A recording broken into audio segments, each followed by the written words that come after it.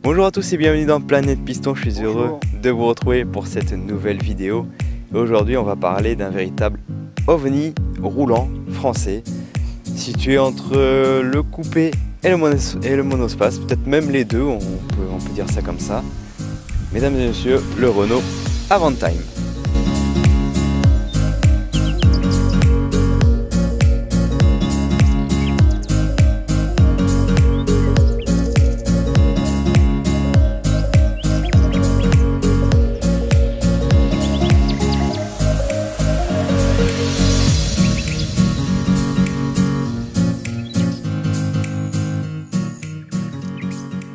Tony est avec nous pour nous présenter sa voiture. Salut à toi. Oui, bonjour Nicolas. Alors ça va? Oui, ça va, oui. Bon, ben c'est parfait. Alors ta voiture, l'Avantime, explique-nous un petit peu comment elle est arrivée dans ta vie. Quels sont les facteurs qui ont impacté ton choix sur cette voiture?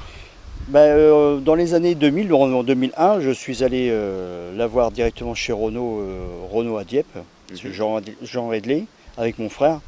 Et la cinématique de la portière, déjà, ça nous avait interpellés. Et puis, c'était un véhicule que je trouvais vraiment magnifique.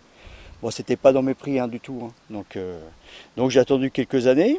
Et puis c'est toujours un véhicule qui me plaisait. Et puis je me suis dit que pour mes 50 ans, il fallait que je marque le coup, que je m'achète quelque chose. Et donc j'ai potassé un peu les annonces. Et je suis tombé sur plusieurs. Et c'est celui-là qui m'a interpellé, quoi. Voilà. Donc la motorisation, je recherchais un V6 parce que dans la famille on est plutôt V6, V8 essence. Et puis moi c'est ce que je recherchais un V6. Le V6 c'était plus pour une question de couple ou de souplesse du moteur ou... J'ai envie de dire non, c'est déjà pour la motorisation, le son. Et puis oui, c'est coupleux parce je peux rouler en 6e à 40 à l'heure ça marche bien quand c'est cravaché, quoi. C'est vrai que quand on est dans les tours avec le V6, ça a un bruit sympa et puis facilement ça peut prendre les 6000 tours, il n'y a aucun souci, quoi. Et du coup tu l'as acheté tel qu'il est là ou tu as fait des modifs au fur et à mesure Non, des années? je l'ai acheté strictement d'origine, en carrosserie et pneumatique, etc. J'ai refait, quand je l'ai acquéri il y a 2 ans, donc j'ai refait faire toute la mécanique de ce que je pouvais. D'accord. Donc j'ai fait tous les joints, j'ai fait les bobines, les bougies, enfin j'ai fait tous les filtres, après j'ai fait tous les freins aussi, et j'ai mis des disques rainurés percés avec des plaquettes EBC. Je voulais en faire un petit peu un véhicule, mon véhicule en fait. Ouais. Parce que À ton image. oui, à mon image, parce que et puis moi je suis pas du tout à conserver un véhicule d'origine parce que j'ai pas envie d'en faire un collecteur ou un véhicule de collection. Et puis moi c'est des véhicules parce que je possède quelques véhicules et j'achète mais je revends jamais en fait. Tu achètes dans le but de ton plaisir personnel. Exactement, oui. Moi, c'est pas du tout pour en faire un véhicule qui va, comme il y a certaines personnes qui disent ça prend de la cote, mais moi ça m'intéresse pas, quoi. Moi, je fais un véhicule parce que ça me plaît et puis ça plaît pas à tout le monde, mais et puis bien heureusement, puisque de toute manière, sinon la vie elle serait bien triste. Si tout le monde avait les mêmes objectifs et les mêmes passions, moi je veux pas de cette vie-là, quoi. Donc j'accepte facilement les critiques, ça me dérange pas du tout, quoi. Et du coup, ouais, c'est un véhicule plaisir pour toi. Tu l'utilises quand même au quotidien ou c'est vraiment un usage exclusif, week-end ou... Quand je peux l'utiliser, je l'utilise, quoi. Voilà. Et j'ai un petit garçon qui adore la fameuse touche grand air. Ouais. Quand toutes les 4 vitres et le toit ouvrant s'ouvrent, lui, il adore ça, quoi. Et puis ça fait. C'est vrai que des fois j'actionne en ville ou quoi que ce soit, cette touche, les gens regardent, quoi. Ils se disent. C'était déjà futuriste et c'est vrai que... C'est un véhicule qui a 21 ans maintenant parce qu'il est sorti en 2001. C'est vrai que c'est vrai qu'il était en avance sur son temps. Malheureusement, je pense que c'est ce qui l'a tué aussi. Hein. Parce que bon, aujourd'hui, quand je regarde les captures, même chez Peugeot, etc., ou les 4GR de chez Renault, bah les arrières, ils sont un peu, ça ressemble un peu à ça. Ils sont en biton déjà, le toit et la carrosserie. Oui, on voit qu'aujourd'hui, on est en plein dans la conception d'il y a 21 ans. Ouais. C'est vrai que oui, donc 20 ans après, on retrouve de l'identité, peut-être de l'ADN de cette voiture-là dans les voitures qui sortent actuellement. Oui, parce qu'on quand on voit les Scénic, les derniers, ils ont l'arrière droit pareil. Non, mais c'est vrai que ça a inspiré beaucoup de véhicules de chez Renault et puis les concurrents, quoi. Et alors le projet au début a été élaboré par Matra, c'est Renault qui a repris l'ensemble et qui a voulu le commercialiser, seulement ça s'est quasiment pas vendu, on a eu quoi, 8700 unités 8577 à mes bons souvenirs, je crois. Ils en espéraient beaucoup plus et au final au bout de 20 mois la production s'est stoppée. Eh oui, parce que bon, puis bon, il fallait quand même déjà avoir les moyens pour l'acheter, quoi. Ça, c'est clair. Au prix de départ, on était aux alentours des 50 000 €, il me semble. Oui, dans ces eaux-là, oui. Après, sur un V6 en privilège comme celui-là, c'est ce que ça valait. Ouais. Donc on pourrait dire que son échec commercial, entre guillemets, si on peut parler d'échec commercial, est dû en partie à son prix et au fait qu'il soit peut-être un peu trop en avance sur son temps à l'époque. Oui, exactement. Oui. Après, il y a beaucoup de personnes qui le baptisent avant time et after time. Bon, après ça fait sourire, quoi. Ouais. Après bon, aujourd'hui il a 20 ans et puis il plaît toujours autant et puis il y a quand même beaucoup de personnes aujourd'hui qui quand ils le voient dans la rue, ils se demandent ce que c'est, quoi. Écoutez, ce que je vous propose, c'est qu'on en fasse le tour avant de réaliser un petit essai routier, parce que quand même il y a pas mal de choses à voir sur cette voiture, pas vrai? Oui. Eh ben allez, on va aller voir ça en détail. Alors du coup, au niveau de l'esthétique, on remarque d'entrée de jeu ces grandes ouvertures, oui, assez imposantes, sans montant. Alors après, pareil, niveau de ces portières qui font leur poids, on voit la grande taille. Et du coup, il y avait une double charnière, c'est ça? Oui, il y avait une double ouverture, oui. Tu peux nous montrer? Oui, bien sûr. En fait, quand on ouvre la portière, en premier temps, elle s'ouvre et après, elle se décale sur l'avant. D'accord. Sur l'avant de l'aile pour que la personne puisse monter.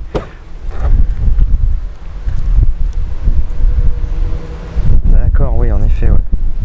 Même pas, c'est vrai qu'il y a un petit mouvement. Et du coup, ça c'était une manière d'avoir une ouverture moins imposante.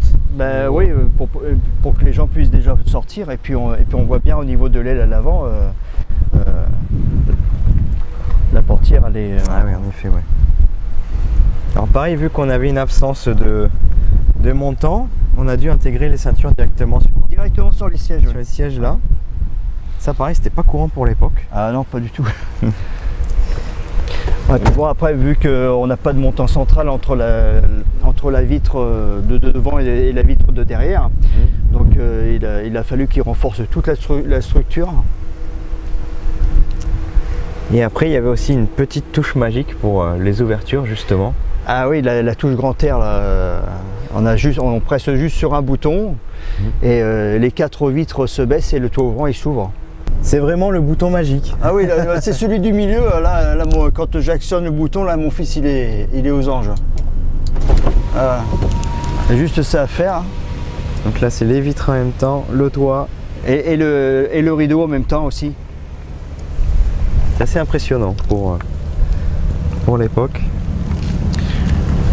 Ouais, quand ça fonctionne encore, surtout. C'est un peu capricieux des fois.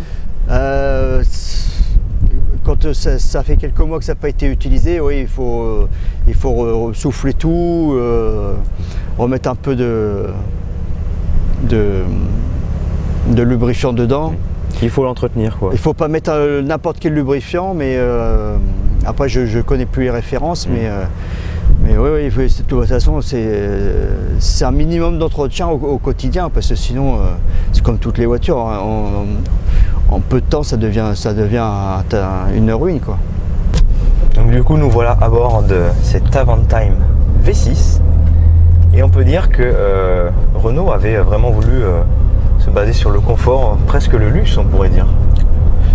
Ah oui, c'était l'Avantime se voulait être le haut de gamme de Renault à l'époque. Oui, on est quand même assis sur des sièges qui sont fermes, qu'on est quand même bien maintenus en cuir. Ils sont chauffants. C'est vrai que. Et puis bon, on a vraiment une vue panoramique. Il y a du verre de partout. C'est vrai qu'on est vraiment très bien, quoi. On a ça, on a un habitacle très lumineux.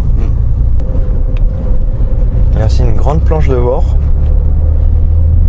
Alors cette planche elle reprenait celle de l'espace. Oui, de l'espace 3 en fait. De toute manière, au niveau de l'espace 3 et de l'Avantime, déjà c'est la même plateforme.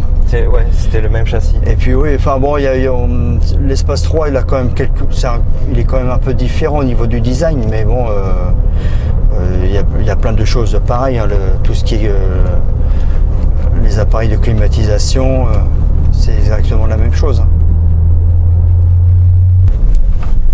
Alors si je me rappelle bien, c'était le V6 qu'ils avaient mis dans la Clio 2 V6. C'est le même moteur que la Clio 2, sauf que la Clio fait 250 chevaux et celui-là il fait 207 chevaux. C'est une question d'injecteur. D'accord. Et puis bon, ils ont fait que 2-3 changements, mais à la base c'est ça, quoi. Alors du coup, toi tu disais que c'était plus une voiture plaisir pour toi. Ah oui, oui. Pour quelqu'un qui voudrait l'utiliser au quotidien, ce serait tout à fait envisageable ou pas, selon toi? Oui, ça serait envisageable, mais bon, après déjà, il faut le faire convertir à l'éthanol ou des choses comme ça, parce que... Actuellement, la seule chose qui pourrait rebuter une personne, ce serait éventuellement la consommation. Oui, peut-être. Je pense. Moi, je sais que quand je l'ai eu, j'avais fait attention, j'avais fait 2-3 pleins comme ça, 2-3 pleins de 95. Ouais. Et sur un plein, j'avais fait 8,6 litres en moyenne. Mais c'est vraiment aux limitations, hein. Puis on joue pas du tout, on monte pas dans les tours, on joue pas avec, hein. Ouais, parce que j'imagine qu'avec un V6, avec le poids, j'imagine ça peut vite monter aux alentours des 15 litres peut-être. Je sais pas, là, on est à combien? Là déjà je suis sur 13 litres. 13 litres au 100, ouais. Donc là je suis en consommation immédiate, hein. D'accord. En effet.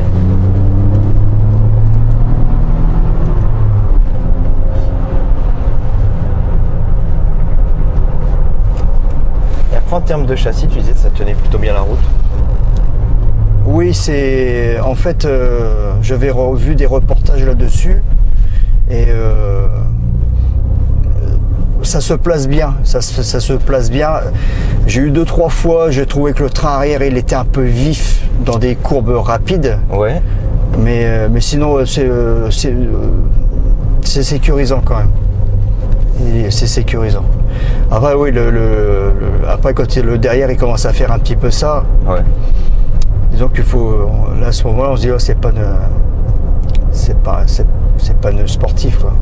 Ah bah c'est sûr, après il faut rester dans le contexte de la chose, on est plus sur un monospace qu'une sportive. Ouais, puis bon après à la base c'était quand même conçu pour une population qui avait eu des enfants, qui avait eu un espace, disons on va dire une population un peu plus vieillissante, quoi. Tu as un père de famille tranquille, quoi. Et du coup sur des petites routes comme ça, c'est pas un peu comment dire gênant le gabarit? C'est quand même une voiture imposante. Bah, c'est une voiture imposante, oui, mais quand on est dedans, on a l'impression en main. Ah, ça va bien, ouais. Mais quand on est dedans, on a l'impression d'être dans un véhicule énorme. Ouais, ouais. En hauteur. Mais en fait, quand je le vois stationner par rapport à côté des Volkswagen, des Touareg ou des choses comme ça, il fait tout petit, quoi. Ben c'est vrai, ouais. Mais quand on est à l'intérieur, on a vraiment l'impression d'être... C'est vrai que déjà on a cette assise qui est relativement haute, mais il me semble même que c'était un peu plus court que l'espace, si je dis pas de bêtises. Je sais pas. De quelques centimètres, ça joue à pas grand chose, il me semble, mais j'avais vu ça. Et au niveau de la fiabilité et de l'entretien, ça reste même... Ben, moi j'ai tout refait faire parce que j'aime bien repartir sur des bonnes bases. Oui, oui. Donc j'ai tout refait faire quand je l'ai eu. Bon ben moi, je suis un petit peu méticuleux sur tout ce qui est les huiles moteurs. Moi je sais que sur mes moteurs, que ce soit sur celui-là ou sur les autres véhicules, j'utilise beaucoup d'additifs. Enfin d'additifs pour quand je fais de vidange, je mets un nettoyant vidange. Ouais. Après je mets une huile de qualité, je mets une dose de métal 5 dedans pour repartir sur des bonnes choses. Ouais. Je mets des additifs, huile de boîte, enfin des boîtes 5 dans mes boîtes de vitesse pour compenser l'usure, pour retarder justement les problèmes. Voilà, je sais que mes huiles de boîte, c'est changé en gros tous les 2 ans. Les liquides de refroidissement, c'est pareil. Je fais toujours. Après, je suis pas à côté d'une panne, mais j'ai vu avec mes véhicules qui dépassaient facilement les 300 000 km sans souci, quoi. Et on trouve des gens qui veulent bien travailler sur le V6 ou c'est compliqué? Ça commence à être dur. Hein. Ouais. Après, je sais que moi j'ai déjà regardé, bon, je les ai jamais contactés parce que j'en ai pas eu besoin. Mais il y a sur la région lyonnaise, ils peuvent refaire une distribution à un coût à peu près correct. Mais tu le disais tout à l'heure, pour refaire une distribution, on va dire sans trop s'embêter, le mieux c'est de tomber le moteur carrément. Ah oui, de toute façon, c'est énormément de c'est ce qui préconise Renault, hein, de déposer le moteur. Mais moi j'ai déjà parlé avec des personnes sur le site de l'Avantime. Ils arrivent à faire une distribution de V6 sans déposer le moteur, donc ils décalent le moteur. Ouais. Mais bon, c'est pareil, c'est un boulot de fou, quoi. Et du coup, le choix sera à refaire, tu le referais? Tu repartirais sur un Avantime avec cette motorisation ou peut-être une autre? Non, de toute façon, il n'y avait que le V6 qui m'intéressait. Hein. Le 2 litres turbo m'intéressait pas. Et surtout pas de diesel, donc comme ça c'était clair. Mais en tout cas, moi, enfin, je regrette pas mon achat que j'ai fait il y a 2 ans. Après, j'en ai déjà parlé à mon fils que je lui fais dans environ 10 ans tu passeras le permis, bah, tu conduiras l'Avantime à papa, quoi. Donc dans 10 ans, c'est certain que je l'aurai encore. Alors voilà, on arrive finalement à la fin de ce reportage de Planète Piston. Merci de nous avoir suivis. Donc au final, l'Avantime, est-ce qu'aujourd'hui on peut dire qu'il est dans son air du temps? Est-ce qu'il aura rattrapé un petit peu le temps perdu pour être un véhicule au final actuel? Aujourd'hui, je pense qu'ils se font bien dans la masse. Oui. Oui. Après, je sais que moi je l'ai refait un peu au goût du jour parce que c'est le kit carrosserie Matra qui a été revu et légèrement corrigé avec des nouvelles de nouvelles formes et des légères formes. Pardon. Et d'ailleurs je remercie Ice Heritage pour le kit Matra. Et puis je voudrais remercier aussi VCE Soudure qui sont implantés à Carpentras pour l'échappement en inox. Voilà. Parce qu'ils m'ont fait un bon boulot et c'est des gens qui sont vraiment sympas, quoi. On a entendu ça. Et en parlant de remerciements aussi, je voudrais remercier le domaine Armand qui nous accueille aujourd'hui pour réaliser cette vidéo. Merci à eux pour leur très bon accueil. On peut en parler rapidement peut-être? Oui, c'est le domaine, c'est un domaine qui existe depuis une centaine d'années, je crois. Et madame fait du très bon vin, du Kéran cru, et blanc et rouge. Voilà. Et du Rasto aussi.